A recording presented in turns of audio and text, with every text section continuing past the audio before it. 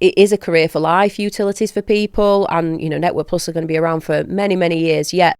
For someone to get a foot in the door and grow the career is absolutely the best place. There's nowhere better to be. In this episode of the Network Plus podcast, we're delighted to welcome the most senior woman in the business, Victoria Grayson. I remember going back probably a few years ago in my career, having situations where I'd be sat in a room full of guys that had been in the industry for years and years, and I'd always start a question with, I know it's a stupid question, but... Victoria hopes she can inspire others to take on leadership roles, even though at times the going can get tough. During that period of having my children, I had 7 miscarriages. So it was like a real intense period of trying to focus on what I wanted personally, but also wanting to do a good job. I'm your host, Andy Donnelly, and today, Contract Director Victoria Grayson shares her personal story, her strategies for success, and her plans to make a real difference for women in utilities.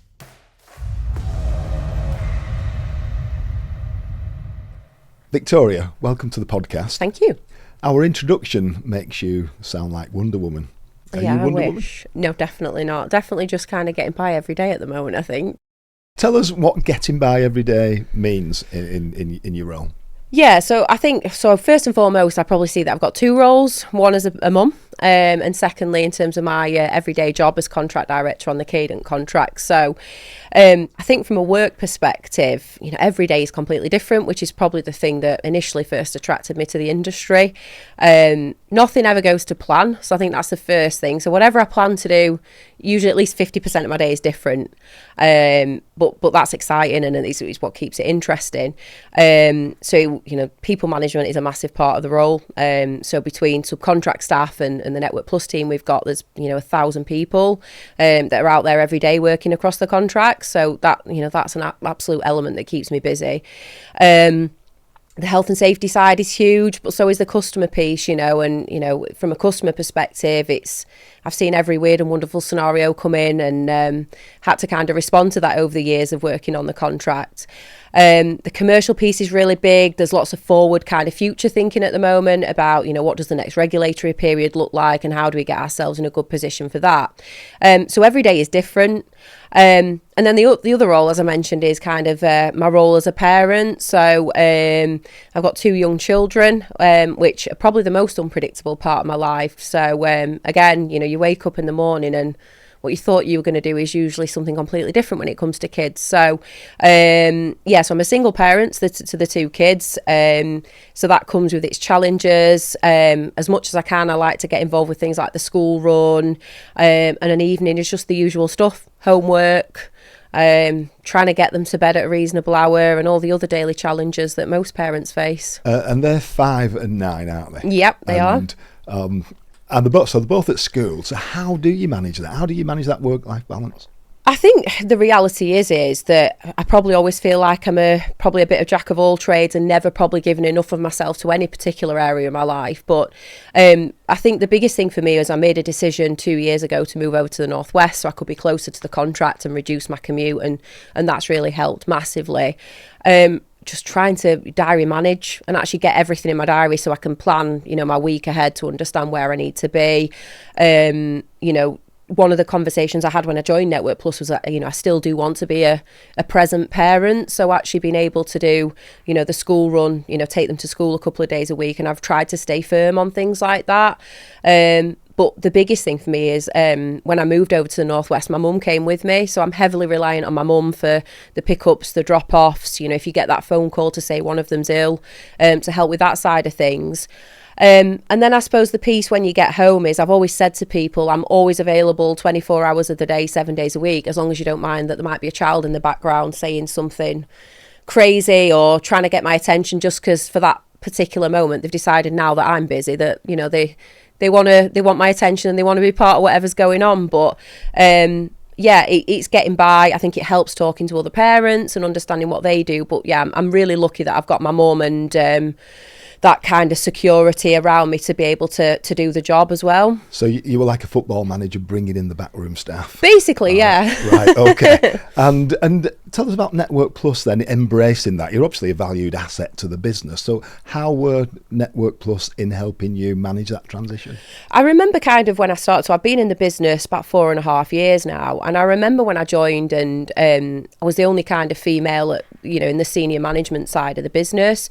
And I remember having a conversation with Dan Holland at the time, and Dan kind of saying to me, look, you're going to have to lead on this in terms of setting the bar, I guess, or setting the way forward to entice more women into the business. So I suppose some of it is, I've always been very clear about the fact that I'm on my own with 2 kids, and what that means, but also really trying to remember kind of that conversation with Dan and thinking about how I guess set the bar or set the way for other females to do similar type roles. And do you feel a sort of weight of expectation because you're female? Yeah, I think so. And I think it's a real interesting question, because it's probably twofold. Because actually, when you sit back and look at it, a lot of that is probably pressures that I put on myself, because, like I said, I'm trying to balance being a good parent and do, my job to the best of my abilities.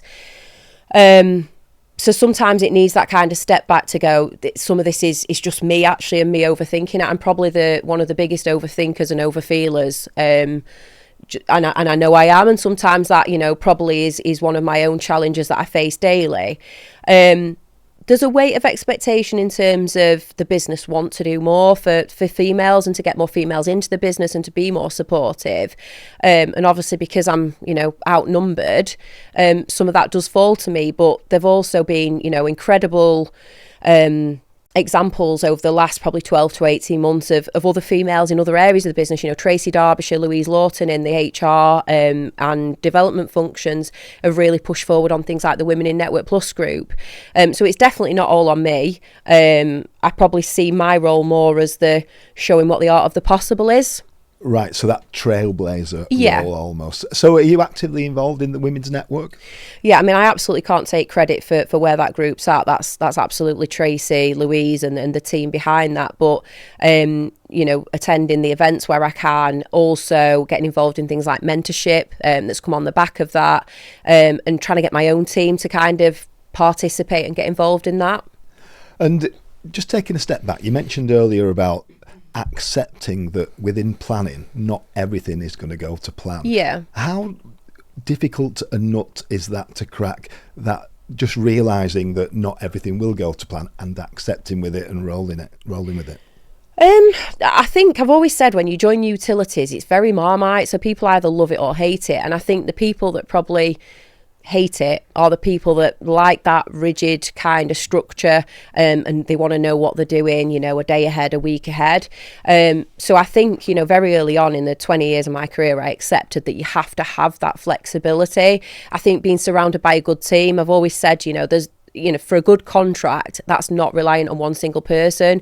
And I've been really lucky, particularly on the contract I'm on now, that over the last 4 years, I've built a really strong team that when things go wrong, there's someone to have that conversation about what do we do here? What are our options? But B, if I'm preoccupied because I need to be taken offline to do something else because something's happened, the team will pick up the slack and run with it. So it's a major part to surround yourself with that strong team, I think. Have you always had that team ethic? Is it in your DNA? I think so. I did 14 years at a previous utility provider, and at lower levels of management at the time. And something that was always really interesting was the people side. I saw kind of probably things during that period of time was at my previous business where people weren't perhaps treated well. People that I was close to, and I suppose some of those examples kind of set the way for me to think about how I wanted to be as a leader. And don't be wrong, there are times when I absolutely have to pull back and think, am I being the leader I want to be? But the biggest thing for me when I joined Network Plus was to really focus on the people element, to give people a chance or an opportunity that maybe hadn't had one in the past, because for whatever reason they'd focused on, bringing the kids up for a period of time, or they weren't quite sure what they wanted to do and they jumped from role to role. So I've always kind of been, really active and tried to be interested in what drives people, what motivates them, how I can give them an option if they haven't quite found the place in the world, how you get the team to pull together during difficult times. And it's still something that fascinates me now, day to day. And what makes a good team? So I think the first thing is, if you start right from the top, the leadership. So your leader has to be a leader. It's what it says on the tin. The leader shouldn't be the doer. They shouldn't be the expert in everything, but know enough to get by, to kind of know where attentions need to be focused or diverted. But for me, then it's about surrounding yourselves with different experts. So it's like, I remember Craig Welch did the last podcast and he talked about, his great old football team analogy he used, and that really is what it's like. So, having an expert in program and planning, an expert in safety, an expert in customer, all of these different areas. So you've got your experts to call on. My role is pulling all of that together in terms of making it cohesive, giving them the strategy, running them with it, letting them run with it. I think the other thing I've always been really tried to focus on is having that, okay, these are the things we need you to achieve as a business, or the client needs you to achieve. These are the boundaries that you can work within, but how you go about doing that is really up to you. And I've got the best out of my team by allowing them to kind of run with it and make it their own. And so you've not felt any extra weight of expectation because of your approach, that being a woman, you don't feel as though you've got to know everything, you've got to be that much better than a male equivalent in an equivalent role? Yeah, I remember going back probably a few years ago in my career, having situations where I'd be sat in a room full of guys that had been in the industry for years and years, and I'd always start a question with, I know it's a stupid question, but... And I remember then my boss at the time, who was a great person to work for, pulling me to one side and saying, it's not a stupid question, because you know what, you're thinking that, and there might be 3 other people in the room thinking that same question. So, be confident when you're asking the questions, because, like I said, going back to what I said earlier, a lot of, your inner kind of critic, that's some of it is just your own doing. It's not actually what anyone else perceives or anyone else is thinking. So I've definitely, I think, over the years got more confident in my ability to ask questions if I'm not sure, or to bring in an expert that might be able to ask or answer a subject or a question better than I could do. And in terms of your career, who's been the most influential person on your career? Probably a couple of people. I think growing up, I always had an ambition that I wanted to work, and I wanted to work hard. From having a paper round at 13 to working, in shops when I was at college. I just wanted to work hard and to create a nice life for myself and my family. And that was just something, I think, as part of my upbringing. I was, my mum was from quite a big family, and they were all hard workers. And I think I just kind of, that was ingrained in me, and I ran with that. From a career point of view, probably a couple of individuals. Previous company I worked at, I had a really great boss called Patrick Rafferty, who was a really strong leader, but I saw him evolve over a period of time in terms of how he led, how he managed people, how he brought women into the business and really supported them. And I remember going through times in my career, I had my 2 children when I worked with him. And he was really kind of sympathetic. So, during that period of having my children, I had 7 miscarriages. So it was like a real intense period of trying to focus on what I wanted personally, but also wanting to do a good job. But he always reassured me about, if you need to take time off or you need to go to an appointment. He was really, really good on that side of things. And then similarly, because I'd worked so hard and got to a really strong point in my career, it was a real scary thought thinking about taking time out to go on maternity leave. And he just really reassured me that, look, you take as long as you need, but your role will still be here when you come back. So he was definitely one. And then when I started at Network Plus, it was a real weird time because it was during COVID. So my first day at Network Plus was actually over Teams and working from home, which was, mental, because I'd been with my previous business for, a good chunk of time. So it was quite a scary thought starting somewhere new. And then I think it was during the second lockdown. So coming out of that and then going into the Network Plus offices in Salford at the time, I met my new boss, so a guy called Daryl Cheetham. And probably the best person I've ever worked for. He I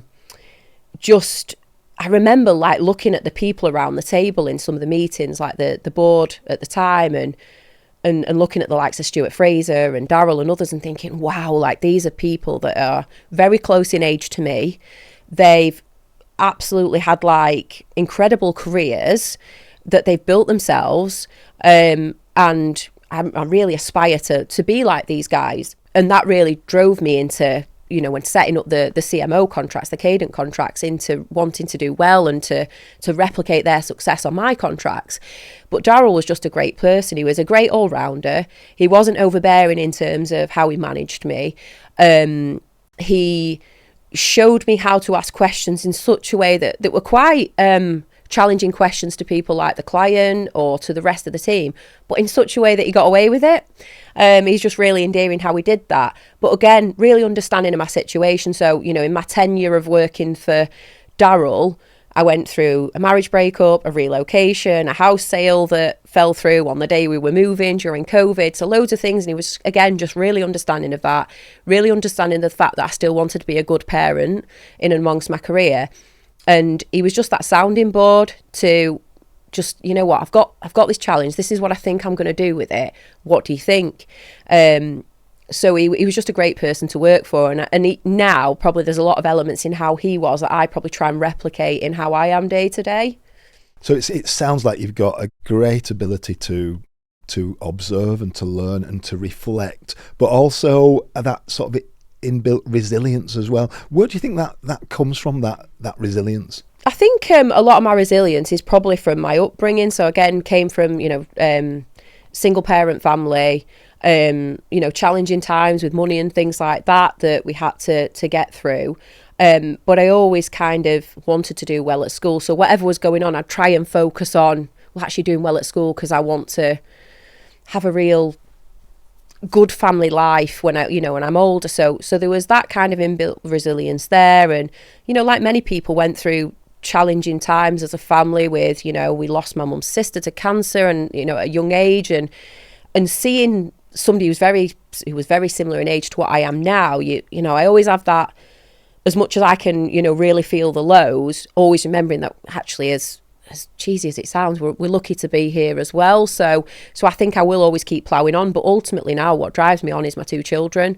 I want them to have a childhood. I don't want them to be exposed to things that they shouldn't be exposed to during their childhood. I don't want them to have the worries. I just want them to have, the worries of nothing more than what toy they're going to play with, or, what friend they're meeting at the weekend.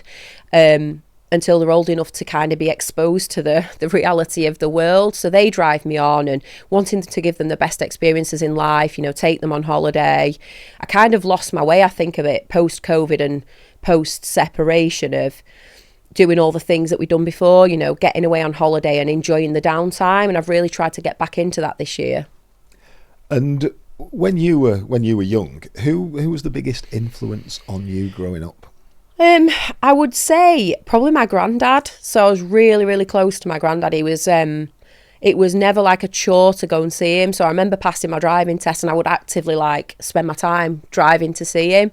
I don't know, he just always made me feel like really valued, really loved. But we had real in-depth intellectual conversations from an early age. If you've not realised by now, I'm a massive talker. I am known as the talker of the family. So, but he just let me talk. And we just had these great conversations, and I just really enjoyed it. And I was 21 when my granddad passed away, and it was just a massive part of when he passed away of just a big life changing event. And I still think about him now. 20 years down the line, he was just a big part of my life. Did he ever give you any sort of educational advice or careers advice? I think so my granddad had 8 children, so he was always the one that worked hard. He worked at the steelworks, so he worked hard, he worked long hours. But I always remember my mum telling me he had an envelope where he'd put his little stash away to save up for a family holiday. So as much as money was tight, he would always make sure they had those experiences as a family. And they're some of the things that resonate with me.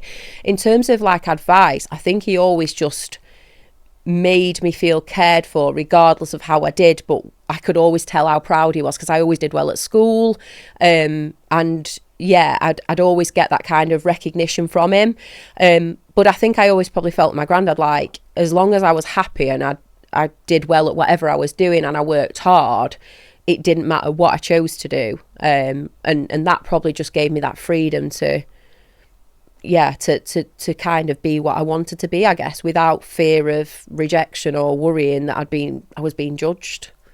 And your utilities career, am I right in saying that it began with Telewest? So I did, started my career with Telewest, more in the customer services side, yeah. And how did that come about? Did they find you? Did you find them? Was it a happy accident? Yeah, it was. So did probably what a lot of kids and teenagers do these days. I got grand plans. How scary is it now thinking at 16 you're supposed to make a decision about what you want to do career-wise? And at the time I wanted to do something law-related, so I wasn't quite sure if that was the police force or to go into kind of more the legal side. So I did my A-levels, I got placed to study law at Sheffield University, and I decided to take a year out because I was like, A-levels were really hard, I think, compared to GCSEs. And I think I had this expectation that leaving school, going into A-levels and college, it would be this great social life. But the reality is it's just bloody hard work. So, so I just felt like I needed a break. But I needed something more than probably the 20 hours a week I was doing that I'd been doing alongside my college education. So I applied for a job at Virgin Media, as it is now, Telewest back in the day, via one of my friends that worked there. And they did these assessment centres, which even though that was 20 plus years ago now, I still think it's probably a great way to recruit staff and to actually get an insight into what people are like. And they were full day assessment centres. This was for a job that, back in the day was $11,500 a year. It was the lowest role in the business, like a customer service advisor, but you went through written tests, like an interview, verbal reasoning, all of that stuff. Did the assessment centre, got the job, went into it. It was shift patterns, but they were a business that even back then were massively into employee well-being. So we did everything and anything and everything from supporting comic relief. We had people in baths of beans. We took the calls, and that energy around taking calls of people donating money for great charities, that was always really good. I remember getting Shrek on DVD at Christmas because they were very into kind of little tokens that showed their appreciation, because we worked long hard hours. The shifts were anything from 7 a.m. to 10 p.m. There was always a request for people to do overtime, because back in that time it was when call times were half an hour to get through, and they were really trying to push on in the world of customer. So I did the customer service advisor role for about 9 months. And then I got asked to go for a customer service team leader role. I did that. And then I did a stint kind of more on innovation and processes and, rolling out new systems, things like voice recognition on, the customer contact centre lines.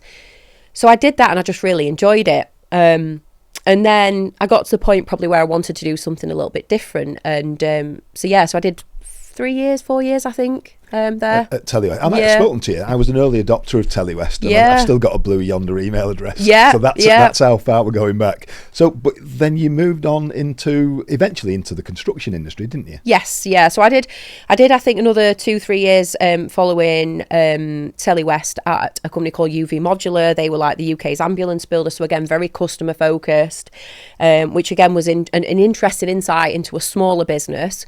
And then absolutely fell into utilities by accident. So at that time, I was travelling about 45 minutes to work, wanted to be closer to home, wanted to kind of push on to the next step. And I applied for what was called an office manager role back then with Balfour Beatty. And that was on the Yorkshire Water contract. So it was the last 6 months of the Yorkshire Water contract that Balfour's had. So I did 6 months on that, and it was managing kind of the planning functions, the street works, customer, anything that's related to kind of back office functions on a utility contract.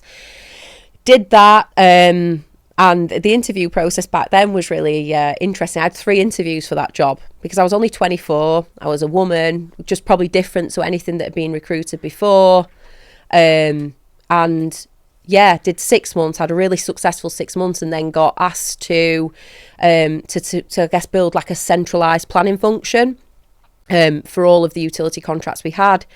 So I did that, and because I'd not got children at the time, it I guess allowed me the opportunity to go and do contract mobilisations. I worked anywhere and everywhere from Brighton, Dublin, Lincoln, Luton, because I had that flexibility at the time to do that. And it's probably one of the biggest learning experiences during that kind of period of my career, because you learn so much more on, you know, a gas contract versus a water contract, somewhere in the south versus somewhere in the north, than I ever would on any training scheme that I would do. And yeah, I did 16 years, 14 or 16 years, I can't remember off the top of my head, at Balfour Beatty in the end. So yeah, it was a good chunk of my career, really. And that's a lot of experience gained in a relatively short space of time. Do you think that's what, you know, Network Plus saw in you when? Yeah, so I'd done, probably by the time I left Balfour Beatty, the last 8 years I'd done was in contract management. So Patrick, that I mentioned earlier, gave me my first opportunity to manage a contract. So I'd mobilised the contract, and they said, you know, why don't you think about staying? Which was absolutely petrifying at the time, thinking, oh my God, I'm going to be responsible for health and safety and cable strikes and commercial and all these other things. But when you actually just, you know, calm yourself a little bit and think, you know, I can do this because I've seen other people do it, and I'm pretty sure I can have a good crack at it.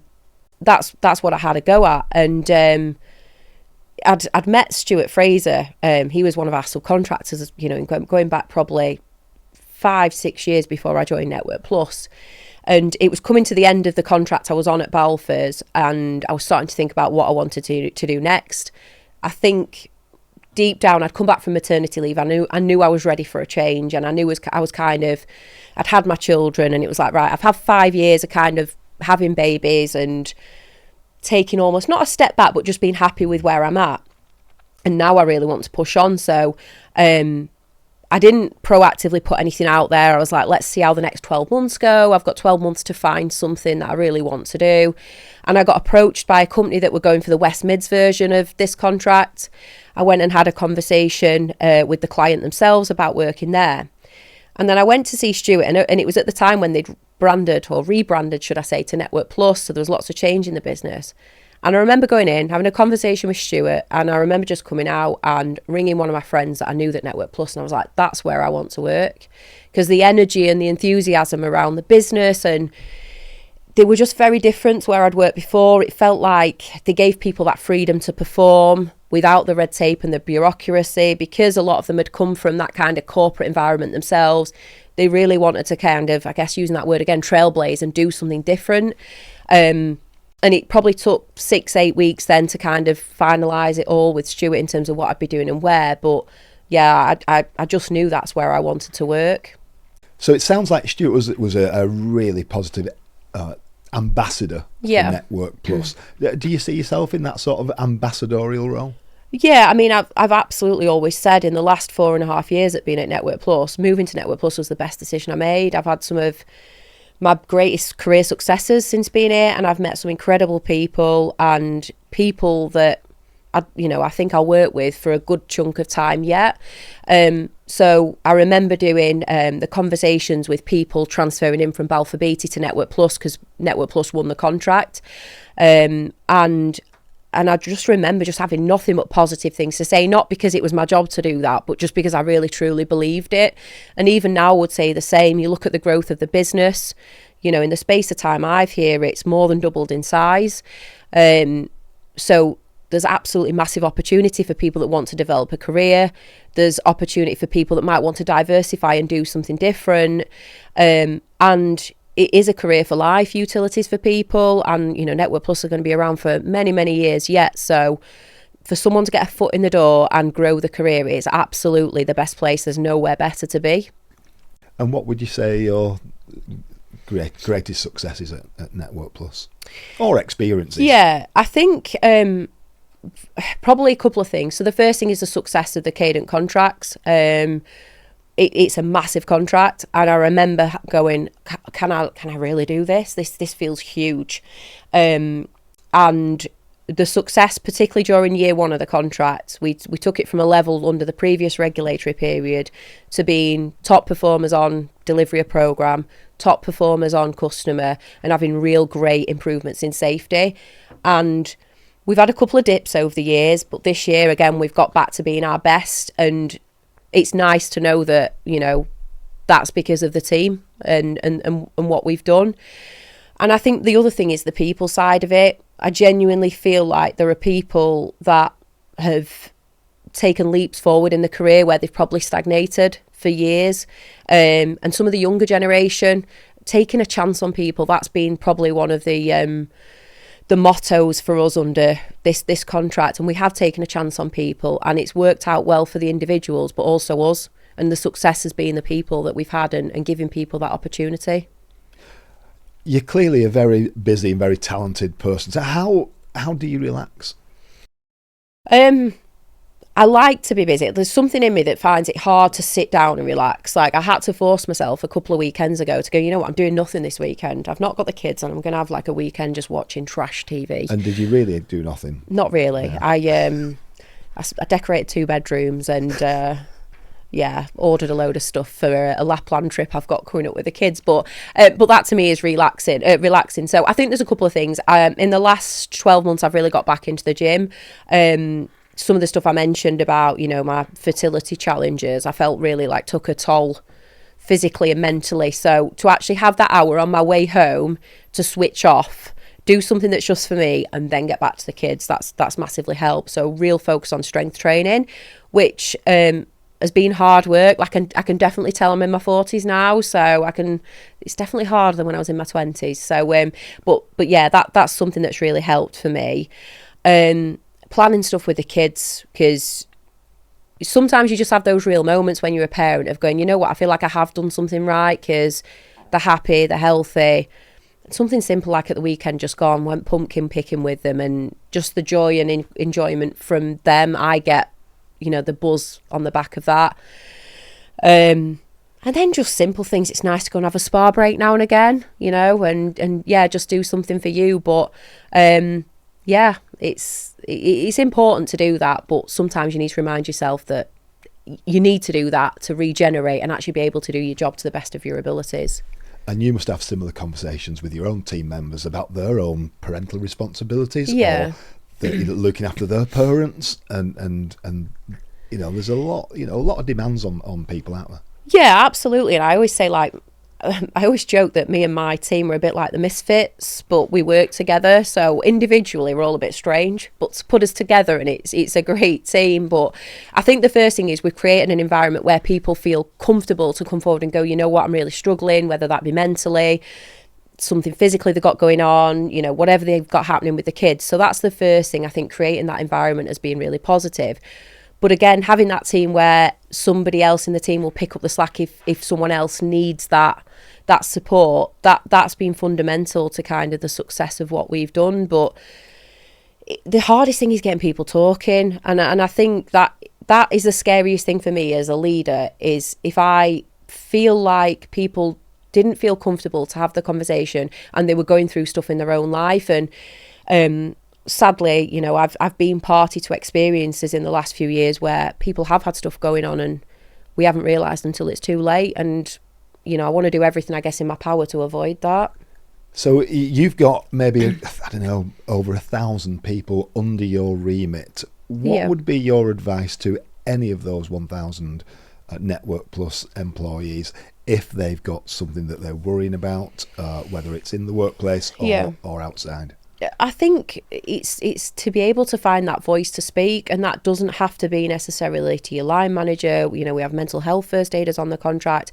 We have people that, you know, have just gone through those experiences themselves. I had a guy come into my office yesterday and he brought in a load of Colin the Caterpillar cakes. It was the four-year anniversary since he tried to take his life, but he'd survived. So he almost says, now I've got 2 birthdays. And he's another great advocate of getting out there and speaking to the guys. He's, you know, in an open manner, confidential manner that they can kind of just offload.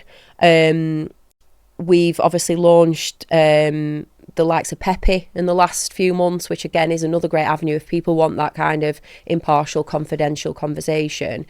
But I also think it's really important as leaders and managers to share that we've got some of the same challenges that everybody else has. So, you know, mentioned, you know, being a single parent comes with its challenges. As much of that as I can promote as possible, great. I've got people in the team that will share experiences of, you know, things they've got going on with their children or challenges they've had in their life. And I think the more we can share and actually show that we're all the same, we're all just humans, that's fundamental to people feeling safe and encouraged to be able to speak up when they're going through challenges. And just reflecting on your own role and your own career at Network Plus, what sort of impact would you like to leave behind? What sort of footprint leave behind on Network Plus and the utilities? I think from a client perspective, to always, I guess, have that kind of perception or remembrance that we will answer a call, we will do a job, large or small, but we will try and support a client wherever we can. And to be remembered, I guess, for the success we've had with this contract. It's been hard work at times. We've had the pandemic, we've had the cost of living crisis, we've had the real stretch on resources in the industry, budgetary issues, all of that good stuff, but we've still managed to outturn good performance in a lot of areas. I think for me as an individual, I think being remembered as a good leader, someone that cared about the staff, someone that wanted to give people opportunities, and someone that was prepared to listen where perhaps others weren't. They're the important things to me. And is there any aspect of the role that keeps you awake at night? Yeah, I think the sheer volume of having 1,000 people out there, and that's about 700 operational staff and 300 back office. So you think you've got 700 people, probably the best part of 150 sites across the North West and East Midlands, and that's a lot to manage. So you've got to rely on other people having eyes on those sites and managing them well, because it's the health and safety side is the scary side that keeps me up probably at night. Everything else, I kind of feel like I can get up and go with it, run with it, pick up the challenges and deal with. But it's the safety side, I think. And look, if I didn't feel like that, I think that's more worrying. And I always say we did some great training recently with all of our subcontractors and our direct reports. And it was all about getting people to resonate with the fact that we are all responsible for health and safety on our sites. And actually, we've all got to believe that, because if we think it's somebody else's role, that's when the cracks start to appear. And that's the most critical part of the business, isn't it? Yeah. Making sure that people get home safely at the end of the day. Hugely, yeah. And it's we're doing a massive piece of work at the moment on well-being, because I genuinely don't think anyone ever goes to work to damage something or injure themselves. And, you or I know, if you've had a bad night's sleep, or you've got stuff going on with the kids, or you're not feeling well, that impacts your day to day. So why would it be any different for the lads out there? And it's been really interesting since we started this wellbeing piece, and it's something that came about quite organically. We got some speakers in from Man United, some of them still current, some of them had worked there previously, to talk about how you get players ready for match day. And it was like, well, this is the same thing. We have guys burning thousands of calories a day because they're doing manual labour on site. So how do we take some of the sports science and embed it into what we're doing around wellbeing? And it's very, I guess, early days in that journey. We've done loads of stuff with devices to, look at people's stress levels, strain levels during the day. And then the next piece of that now is how we wrap around interventions to help people. So we've done things like giving guys electrolytes during summer months. We've done things like having nutritionists come in and speak to them, the physio coming in twice a month. So it's trial and error, but I genuinely believe that if we can get people's well-being right and we can get them coming to work ready to do what the day ahead of them demands, then that's half the battle in terms of some of the safety incidents we're having. As an employer then, would you say that kind of initiative really puts Network Plus on another level compared to others we might not mention? I absolutely think so. I think whether quirky is the right word, I think we try and think outside the box. And I remember going back to when we started the CMO contract and going, there's loads of data and information on things like what our customer base is. So what's the average age in that postcode area? What's the ethnicity?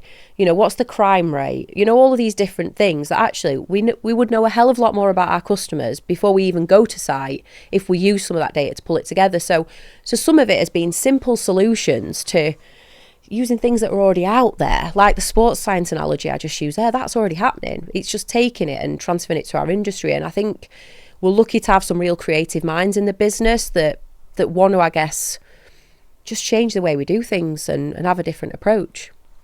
Well, we've covered a lot of ground in the last 30, 40 minutes or so. Final question from me. Reflecting on your career at Network Plus and your career in industry, what's been your proudest achievement?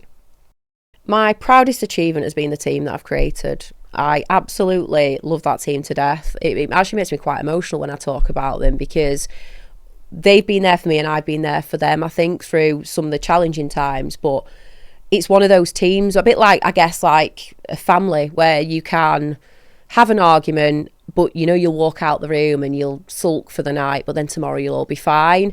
But I think that real kind of integrity and authenticity has really helped us with getting, you know, where we are and the success of the last few years. And even people that have left the team, you know, 12 months down the line, we still have conversations, we still meet up, we still talk about working together in the future. So I'm just massively proud of the team and what they've achieved, and they've all got stuff going on in their own personal lives. You know, Craig was on the podcast a couple of months ago, and I've learned so much from them. Like, I remember meeting them all thinking, wow, I feel really stupid around these guys, because these are like the best of the best, the creme de la creme. So yeah, that team will always be my proudest achievement.